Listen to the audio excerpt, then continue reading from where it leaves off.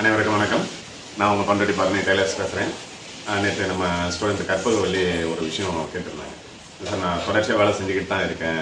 இப்போ வேலை கொஞ்சம் டல்லாக இருக்குது, எனக்கு அதிக அளவில் வேலைகள் வர்றதுக்கு நான் என்ன பண்ணணும் அப்படின்னு கேட்டிருந்தேன்.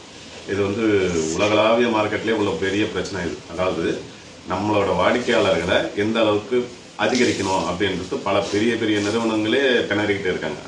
அதனால தான் அவங்க பல விளம்பரங்கள் மூலிமா அவங்கள மக்களை தொடர்ந்து மக்கள்கிட்ட போயிட்டே இருக்காங்க. அப்போது ஒரு விஷயம் நம்ம பண்ணுறோம், பெரிய நிறுவனங்களுக்கே அந்த நிலைமைன்னா நம்மளை மாதிரி சின்ன ஆளுங்க நம்மளோட வியாபாரத்தை அதிகரிக்க, நம்மளோட தொழிலை வளர்ச்சியடைய வைக்க என்ன பண்ணலாம் அப்படின்னா, எப்பவுமே நீங்கள் பொதுஜன தொடர்புலேயே இருந்துகிட்டு இருக்கணும். ஒரு வீட்டுக்குள்ளாரையே முடங்கி இருக்காதீங்க. மக்கள்கிட்ட நேரடி தொடர்பில் இருந்துக்கிட்டே இருங்க. நீங்கள் டெய்லர் அப்படின்றத மக்கள் மனசில் பதிய வச்சுக்கிட்டே இருக்கணும். இப்போ எனக்கு ஃபோன் ஒன்று வருதுன்னு வச்சுங்களேன், நான் பேசுகிறேன்னா என்னோட பேரை மட்டும் சொல்லி பேச மாட்டேன், பரணி டெய்லர் பேசுகிறேன் அப்படின்னு தான் சொல்லுவேன். அதே மாதிரி நீங்கள் டெய்லர்ன்றத ஒவ்வொரு நிமிஷமும் மற்றவங்க மனசில், உங்களை தெரிஞ்சவங்க மனசில் பதிய வச்சுக்கிட்டே இருங்க. அதே மாதிரி நம்மளை பொறுத்த வரைக்கும் நம்ம பெரிய அளவில் விளம்பரம்லாம் நம்ம கொடுக்க முடியாது. அப்போது நாம தான் விளம்பரம், நாம தான் மாடல். அதனால் நீங்கள் எப்போவுமே என்ன பண்ணுங்கள், நீங்கள் சுடிதார் ப்ளவுஸு அப்படின்னு பண்ணிக்கிட்டு இருக்கீங்கன்னா எப்போவுமே நீங்கள் தச்ச ஆடைகளையே நீங்கள் கொடுக்கணும். ரெடிமேடை யூஸ் பண்ணாதீங்க. நான் ஆரம்ப காலத்தில் நான் பேண்ட் ஷர்ட் தைச்சிக்கிட்டு இருக்கும்போது நான் ரெடிமேடை யூஸ் பண்ணதே கிடையாது. நான் தச்ச ட்ரெஸ்ஸை நான் மாடலாக தைச்சி நான் தான் போட்டுப்பேன். நான் தான் விளம்பரம். நான் நல்லா தைச்சி போட்டிருக்கேன்னு பார்த்துக்கிட்டு எனக்கு வேலை கொடுத்தவங்க அதிகம். அதேமாதிரி ப்ளவுஸ் ஒர்க்குன்னு மாறும்போது எங்கள் வீட்டுக்கார அம்மாவுக்கு மாடல் ப்ளவுஸ் கொடுத்து அவங்க அதை போட்டுக்கிட்டு இருப்பாங்க. அப்போது அதை பார்த்து தான் நிறைய வேலைகள் எனக்கு அதிகரிச்சது. அப்போ எங்களுக்கான விளம்பரம் நாங்கள் தான். அப்படி தான் நீங்கள் உங்களை பயன்படுத்திக்கணும். அதே மாதிரி உங்களோட வாடிக்கையாளர்களை அதிகரிக்கிறதுக்கு இன்னும் என்ன பண்ணணும்னா, உங்களுக்கு எத்தனை பேர் தெரியுன்றதை விட உங்களை எத்தனை பேருக்கு தெரியும் அப்படின்றது முக்கியமானது. அப்போது நீங்கள் ஒரு விசேஷத்துக்கு போகிறீங்க அப்படின்னா அந்த இடத்துல நீங்கள் ஒரு மையப்புள்ளியாக இருக்கணும். முடங்கி போய் உட்காரக்கூடாது. உங்களால் வேலைகளை செஞ்சு கொடுங்க, மற்றவங்க கிட்ட கலகலப்பாக பேசுங்க, நீங்கள் இருக்கிற இடத்த சூழ்நிலையை நல்ல விதமாக வச்சுங்க. அதே மாதிரி மற்றவங்க கிட்ட அனாவசியமாக கோவப்படாதீங்க, கடிஞ்சு பேசாதீங்க, மற்றவங்க மனசு வருத்தப்படுற மாதிரி நடந்துக்காதீங்க. இது எல்லாத்தையும் விடவும் உங்களுக்கு வேலை தான் முக்கியம். இந்த வேலைக்காகத்தான் நீங்கள் மற்றவங்க கிட்ட பேசுகிறீங்கன்ற எண்ணம் வந்துடக்கூடாது. ஏன்னா ஒரு உள்ளார்ந்து அன்போடு பேசணும். வேலை கொடுக்காம போகிறாங்க, அதை பற்றி ரெண்டாம் பட்சம். ஆனால் மற்றவங்க கிட்ட பேசும்போது அன்பாக பேசுங்க. ஏன்னா ஒரு சுயநலத்தோடு நீங்கள் பேசுகிறீங்க அப்படின்னா மற்றவங்களுக்கு தெரிஞ்சிடும். அப்போ அது நமக்கு வேலையை பயன் தராது. அதனால் நீங்கள் ஒரு உள்ளார்ந்த அன்போடு மற்றவங்க கிட்ட தொடர்பு கொள்ளணும். அதே மாதிரி முதல்ல உங்கள் வீட்டில் உள்ளவங்க கிட்ட உங்கள் சூழ்நிலையை புரிய வைக்கணும். உங்களுக்கு வேலை முக்கியம், அந்த வேலைக்காக மற்றவங்க கிட்ட எல்லாருக்கிட்டையும் பழகுறீங்க அப்படின்றது முக்கியம். இப்போ என்ன எடுத்துக்கிட்டிங்கன்னா, பல லேடிஸ் கிட்ட நான் பேசிகிட்டே இருக்கேன்னா, எங்கள் வீட்டில் இருக்கிறாங்க, இவங்க கிட்ட பேசாத அவங்க கிட்ட பேசாதன்னா என்ன ஆகும்? அப்போது வேலையே கெட்டு போயிடும். அப்போது அவங்களுக்கு வேலையை தாண்டி இவங்க யாருக்கிட்டையும் அனாவசியமாக பேச மாட்டாங்கன்ற எண்ணம் உங்கள் வீட்டில் இருக்கிறவங்களுக்கு தோணணும். அதுக்கு உங்கள் வீட்டு சூழ்நிலையை சரியான முறையில் வச்சுங்க. அடுத்தபடியாக பார்த்தீங்கன்னா, இந்த வேலையை இன்க்ரீஸ் பண்ணுறதுக்கு இன்னும் நிறைய விஷயங்கள், சின்ன சின்ன விஷயங்கள் நிறையா இருக்குது. விசிட்டிங் கார்டு போட சொல்லியிருந்தேன்.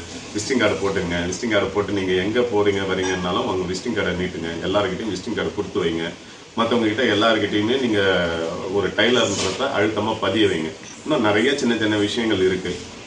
இன்னொன்று, வேலைகள் உங்களுக்கு அதிகரிக்கணும் அப்படின்னா, இப்போ நம்ம ஆரம்ப கட்டத்தில் இருக்கணும் போது வேலையை நீங்கள் தான் தேடி போகணும். வேலைகளை, ஏன்னா எனக்கு தீபாவளி டைம்லாம் வேலை இல்லாமல் இருந்திருக்கேன். அந்த டைம்லாம் பார்த்தீங்கன்னா ஜவுளி கடைகளில் நான் போய் நிறைய கடைகள்லாம் வேலை கேட்டிருக்கேன். அப்போது பெரும்பாலான நேரத்தில் கிடைக்கல. 100 ரெடிமேட்ஸ்னு பாய் ஒருத்தர், அவர் தான் என்ன பண்ணார், எனக்கு வேலைகள் கொடுத்தாரு. அந்த டைமில் ஒரு நாளைக்கு அவங்க சுடிதார் கடையில் சேல்ஸ் ஆகிறது நாங்களே தைச்சி கொடுக்குறோன்னு ஆர்டர் வாங்கி வச்சுருவாங்க. வாங்கி வச்சுட்டு நைட்டு கரெக்டாக 9 மணிக்கு ஒரு 50 செட்டாக நைட்டு 9 மணிக்கு போயிட்டு வாங்கிட்டு வரேன்னா மறுநாள் 9 மணிக்கு அந்த 50 செட்டையும் தச்சு எடுத்து போய் கொடுத்துருவேன்.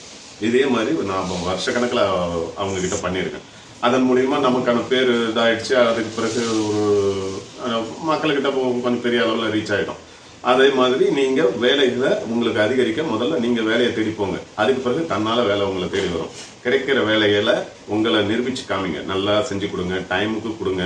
இது எல்லாம் நிறைய முக்கியம். இன்றைக்கி நான் நிறைய பேருக்கு டைமுக்கெல்லாம் கொடுக்கறதில்ல. இருந்தாலும் வேலைகள் நம்மளை தேடி வருதுன்னா வேலையை நம்ம நல்லா பண்ணி கொடுக்குறோம். நல்லா அது ஒரு ஏதோ மக்களுக்கு சிலது பிடிச்சி போய் தான் நான் சரியான நேரத்துக்கு கொடுக்கலனாலும் என்னை திரும்ப திரும்ப தேடிட்டு கொடுக்குறாங்க. வீட்டில் இருக்கிறதுல கட்டாயிடுச்சு. அதனால் கடையில் வந்து எடுத்துகிட்டு இருக்கேன்.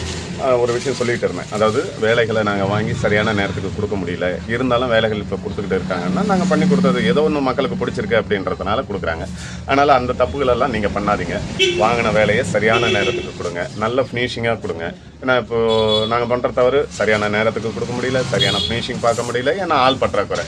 அதனால் எங்களால் சரியான முறையில் பண்ண முடியல. நீங்கள் அந்த தவறுகள்லாம் செய்யாதீங்க, கரெக்டாக கொடுங்க. இன்னொன்று, வேலைகளை அதிகரிக்கிறதுக்கு நீங்கள் இப்போ உங்களுக்கு தச்ச ப்ளவுஸை எல்லாமே ஸ்டேட்டஸில் வைங்க. நிறைய பேர் ஸ்டேட்டஸு பாட்டு அது இதுன்னு எதாவது வைக்கிறாங்க, அதிலெல்லாம் ஒன்றுமே பிரயோஜனமே கிடையாது. சும்மா அவங்க ஒரு ஃபண்ணுக்காக பண்ணலாம் எல்லாமே. ஆனால் நீங்கள் உங்களோட ப்ளவுஸை தச்சதை ஒரு மாடலாக வீடியோவை எடிட் பண்ணி அதை ஒரு மாடலாக மக்களுக்கு தெரியப்படுத்துங்க. இப்போ நான் நிறைய ப்ளவுசஸ்லாம் பண்ணுறேன்னா சில ஆப்லாம் இருக்குது வீடியோஸ் எடிட் பண்ணுறது.